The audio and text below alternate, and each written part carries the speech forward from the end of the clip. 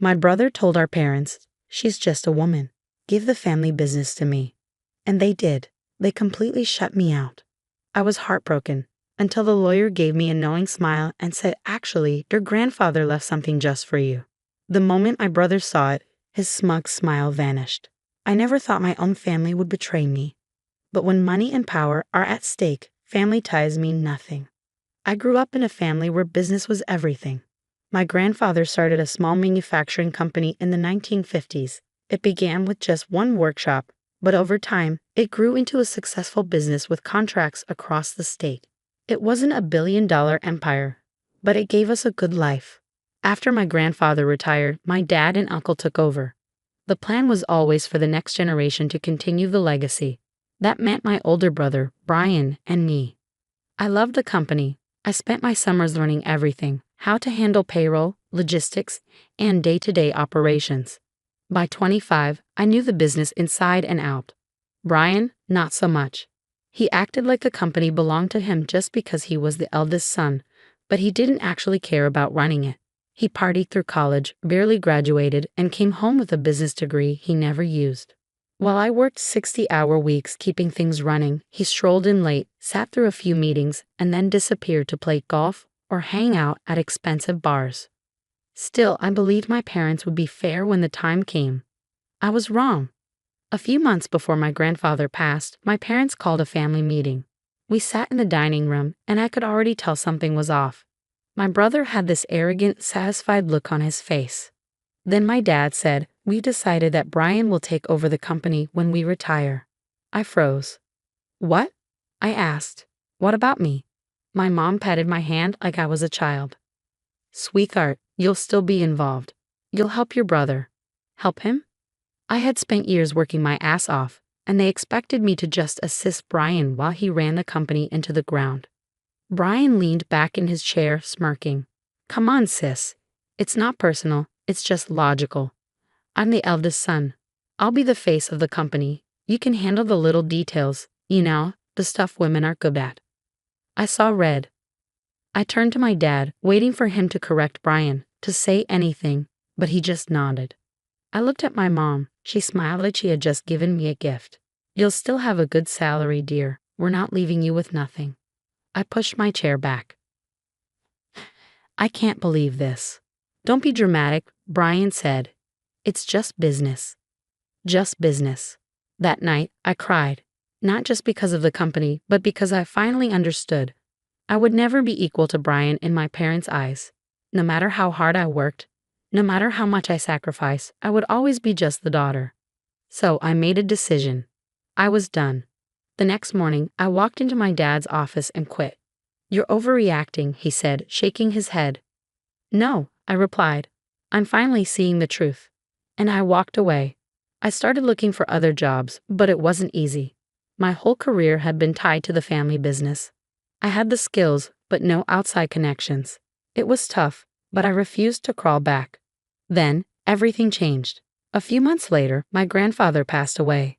Losing him was heartbreaking. Unlike my parents, he had always believed in me. After the funeral, we all gathered at the lawyer's office for the reading of his will. My parents weren't worried.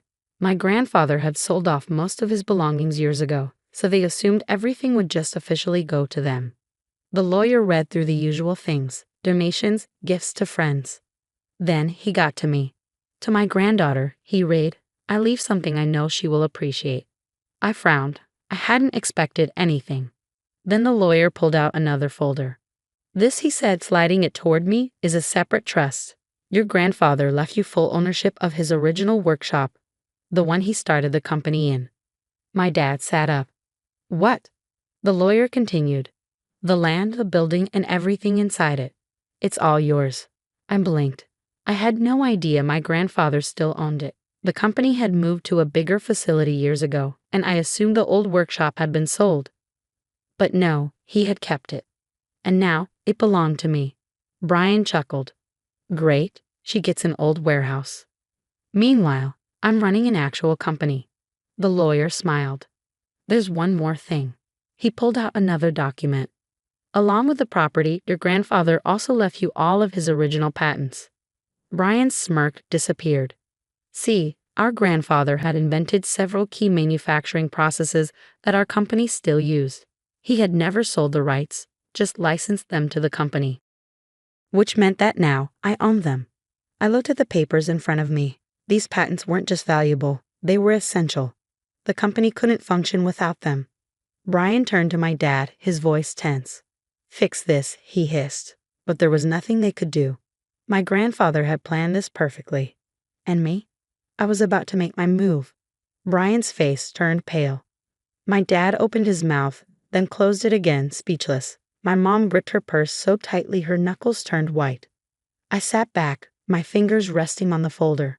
My mind was racing, but I kept my expression calm. This wasn't just about getting back at Brian.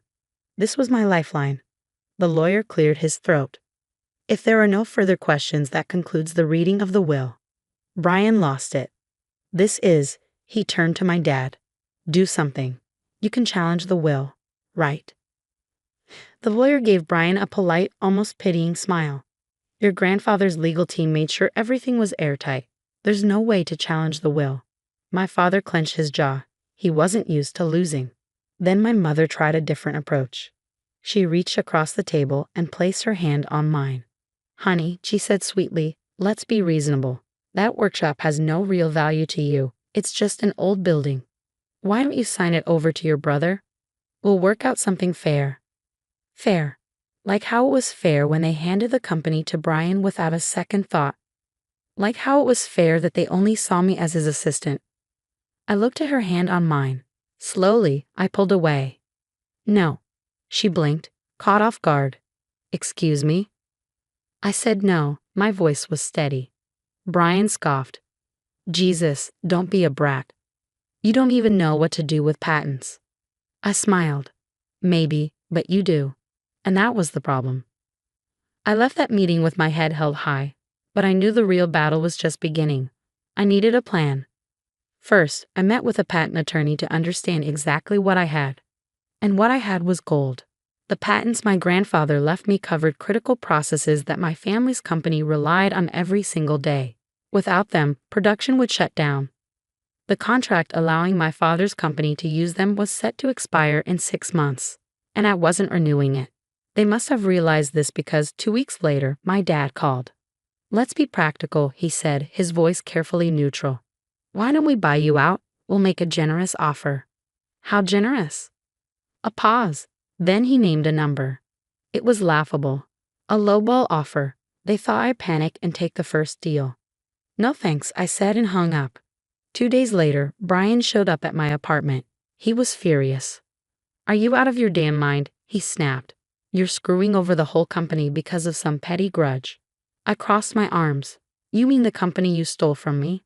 His face turned red. "It wasn't yours." I tilted my head. "And yet you need my patents to keep it running." He clenched his fists. "Fine. Name your price." I smiled. "No." Brian looked genuinely confused. "What do you mean no?" "I mean I'm not selling. I'm keeping them." His eyes widened. For the first time in his life, he realized he wasn't in control. And I was just getting started. Over the next few months, I watched from a distance as the company crumbled. My father tried to negotiate with other suppliers, but nobody could replicate the processes covered by my patents. Contracts fell through, clients backed out, investors got nervous. Then came the layoffs. Brian tried to hide the damage, but you can't hide mass layoffs. Employees started quitting. Suppliers pulled out. The company, our family's legacy, was dying. And I wasn't done yet. 3 months before the patents expired, I made my move. I reopened my grandfather's old workshop, took out a loan, hired the employees my father and Brian have fired or mistreated. And then I started my own company. But here's the best part. I licensed the patents to my own company, which meant that if my father's former clients wanted to keep using those patented manufacturing processes, they had to come to me. And they did. By the time the 6-month deadline hit, my father's company was on life support. Brian called me, his voice desperate. "Please, we'll pay whatever you want." I let the silence stretch. Then I said, "No." And I meant it. For a while, I thought that was the end. My company was growing. My grandfather's legacy was safe. Brian was finally facing the consequences of his arrogance. But I should have known. Brian wouldn't go down quietly. About a year after my company took off, I got a call from a client. "You might want to see this," he said, sending me a link. I opened it, and my stomach dropped. Brian had started a new company. And not just any company, he was selling a product that looked suspiciously like something from my grandfather's patented processes. A chill ran down my spine. Did he really think he could outsmart me? I hired a specialist to investigate, and sure enough, Brian had stolen proprietary data from my company. How? One of my employees, someone I had trusted, someone I had hired for my father's failing business, had been secretly working for Brian. I felt sick. This person had access to all of my company's secret designs and formulas, and they had been giving everything to Brian. Now he was using my stolen technology to compete with me. I was furious. Brian thought I wouldn't fight back. But if he wanted a war, he was getting one. I sued him immediately for stealing my ideas, for breaking patent laws, and for spying on my company. And I had proof. Emails. Stolen documents traced to his computer. Even the employee who betrayed me ended up confessing to save himself. Brian tried to delay things, but he had no real defense. He was caught. The judge didn't just rule against Brian, he destroyed him. All of his stolen products were banned from being sold. He was forced to pay me millions in damages. And worst of all, he was banned from working in my industry for 10 years. His company was finished before it even got off the ground. As for the employee who betrayed me, I made sure no one in the industry would ever hire him again. Brian lost everything. His mansion, gone. His fancy cars, taken away. His reputation, completely ruined. He had to file for bankruptcy. Last I heard, he was working a basic job at a failing company. And my parents? They begged me to forgive him. "He's your brother," my mother said, crying. "He made mistakes." I just looked at her and said, "No, he made choices." And I walked away. After everything they had done to me, I owed them nothing. And I never looked back. Some people never learn. A few years later, I heard one last thing about Brian. After failing in business, Brian tried making money through crypto and NFTs, but he scammed the wrong people. And let's just say, they weren't as forgiving as I was. I thought he would finally learn his lesson. After everything, losing the company, the lawsuit, going bankrupt, I expected him to stay down. But some people never learn. Years passed and my business was thriving. I expanded my grandfather's old workshop into a successful company, hiring real talent and creating innovations Brian could never dream of. We had top clients, a great reputation, and best of all, I never had to deal with my family again. Then, one day, I got a strange call. "Hey," my business associate said.